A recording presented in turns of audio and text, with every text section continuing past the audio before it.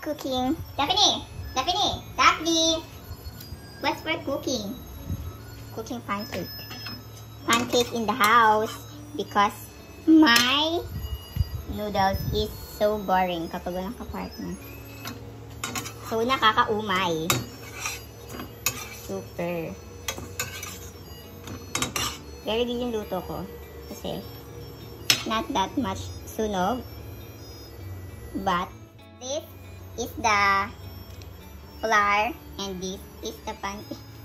And this is the cook. Ano daw? May masabi lang. Daphne! Guys, paano ko siya piniflip? Watch and learn. Tshananan! Oh my God! It's slightly to off. Ay, medyo napalakas ang apoy. Okay. So, wait lang kayo guys hanggang ilan tong pancake na to.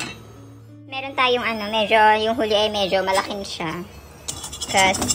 So, update, ilan to lahat? It has 1, 2, 3, 4 pieces and 5. The last one and the 5th one is the big one.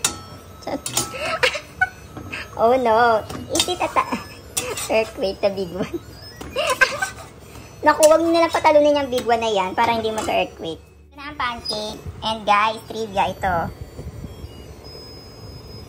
Nalaman ko pala na pwede palang gawing toppings ang condensed sa pancake. Look. Watch and learn, guys. Delicious siya. Delicious. Look at it. Super delicious siya. Try nyo din.